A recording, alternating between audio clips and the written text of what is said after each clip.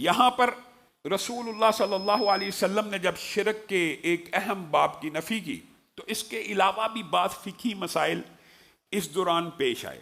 ان میں سے ایک مسئلہ یہ بھی تھا کہ اول اسلام میں ہجڑوں کو، آج کل قدرتی بات ہے کہ یہ ٹاپک بھی معاشرے میں عام ہے، ہجڑوں کو عورتوں کے پاس جانے آنے کی اجازت تھی اسلام کے اندر بھی۔ یہ 8 ہجری تک، 7 ہجری کے اینڈ تک یہ معاملہ رہا۔ رسول اللہ صلی اللہ علیہ وسلم ان کی عورتوں میں بے رغبتی کو دیکھ کر ان کو عورتوں کے پاس جانے آنے کی اجازت دے دیتے، لیکن اس غزوے میں ایسا ہوا کہ ام سلمہ کے پاس ایک ہجڑا بیٹھا ہوا تھا اور اس نے عبداللہ بن امیہ کو کہا، غیلان کی بیٹی، کل جنگ کرو گے تو اس کی بیٹی کو اپنی باندی بنانا، وہ بڑی خوبصورت ہے، اور اس کے نقش و نگار کو عربی زبان میں شاعرانہ انداز میں اس طرح بیان کیا کہ جس سے جذبات انگیخت ہوتے ہیں۔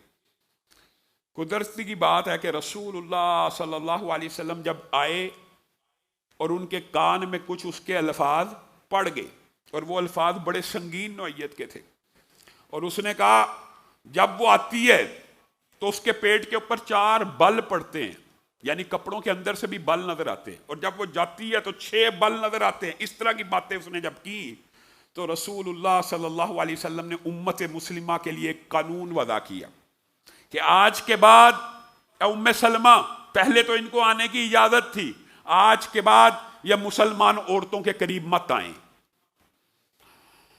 ہمارے معاشرے میں یہ ہجڑا ہے، یہ اس خواجہ سرا اور مخنث کی بات ہو رہی ہے جو پیدائشی طور پر ڈیفیکٹڈ پیدا ہوا ہے۔ ہمارے معاشرے میں اس بارے میں بڑی افراط و تفریط ہے۔ جو ہجڑا ہے یا مخنث ہے، جو خواجہ سرا ہے، اس کو انسانیت کے تمام حقوق میسر ہیں انسان ہونے کے، حتیٰ کہ وراثت میں بھی حصے دار ہوگا۔ اگر مائل با مرد ہوگا مرد کا حصہ لے گا، مائل با عورت جسم ہوگا تو بچی کا حصہ ملے گا۔ ہر چیز ہے، وراثت ہے، ہر چیز ہے، ہر انسانی حق موجود ہے، علاج کی سہولت، ہر چیز موجود ہے، لیکن بے حیائی کی اجازت موجود نہیں ہے۔ جب ان کے اخلاق بگڑ جائیں تو یہ عورتوں میں داخل نہیں ہو سکتے۔ جس طرح کی شباہت ہوگی زندگی گزارے گا اس طرح کی۔ اگر مردانہ جسم کی ساخت ہے، یہ میڈیکلی اس کی بہت سی قسمیں ہیں، اور علماء نے 1300-1400 سال پہلے اور رسول اللہ کے دور میں شریعت کے یہ احکامات ہیں۔ لوگ سمجھتے ہیں آج کل کا مسئلہ، ہرگز نہیں، رسول اللہ کے دور کا یہ مسئلہ، اور وہیں پر حل ہے۔ جو مائل با مرد ہوگا کہاں رہے گا؟ مردوں میں۔ جو مائل با عورت، جس کا جسم عورتوں کے سے مشابہت زیادہ رکھتا ہے، وہ کہاں رہے گا؟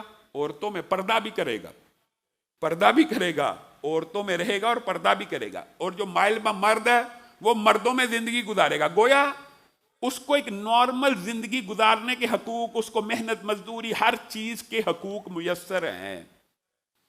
ہمارے ہاں ان مخنث اور ہجڑوں اور خواجہ سرا کی آڑ میں ایک اصطلاح بولی جاتی ہے ٹرانسجنڈر کی، جو آپ کے سامنے متعدد مرتبہ رکھ چکا ہوں۔ ٹرانسجنڈر سے مراد ہجڑا نہیں ہے، مخنث نہیں ہے۔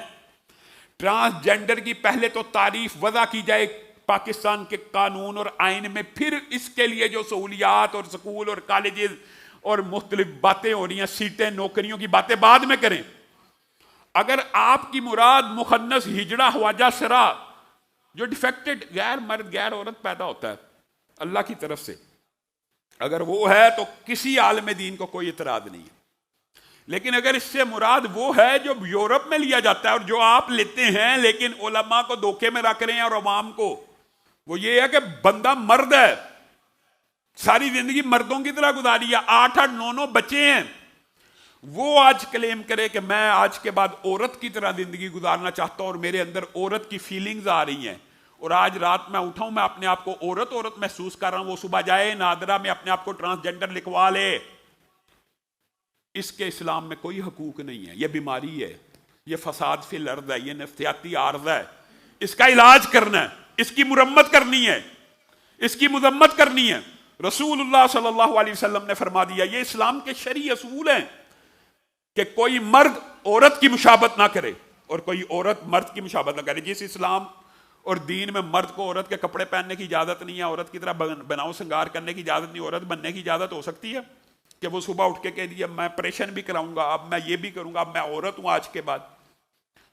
اللہ کا خوف کرنا چاہیے، اللہ سے ڈرنا چاہیے. آپ کلمہ گو ہیں، آپ مسلمان ہیں، آپ پاکستان کی ریاست اسلامی ریاست ہے، نام کی ہے، نام کی ہی مان لیجئے. آپ نے بھی تو کلمہ پڑھا ہے. آپ کیسے یہ کہہ سکتے ہیں کہ ٹرانسجینڈرز کے بھی وہ حقوق ہیں جو خواجہ سرا اور مہنس کے ہیں؟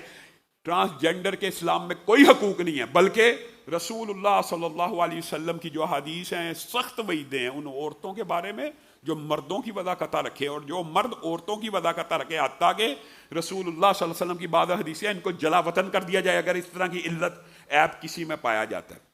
تو ایک بات غزوہ حنین میں یہ بھی اور اس کے بعد کے مارکوں میں یہ بھی ملتی ہے، رسول اللہ صلی اللہ علیہ وسلم نے منع فرما دیا مخنث کا اور ہجڑوں کا عورتوں کے پاس آنا جانا، کیونکہ وہ گفتگو میں لچر پن، جذبات سے آ رہی، کوئی احساسات نہیں، تو دوسروں کے جذبات بھڑکانے کے لیے رسول اللہ صلی اللہ علیہ وسلم نے ان کی عورتوں میں آمد و رفت کو منع فرما دیا.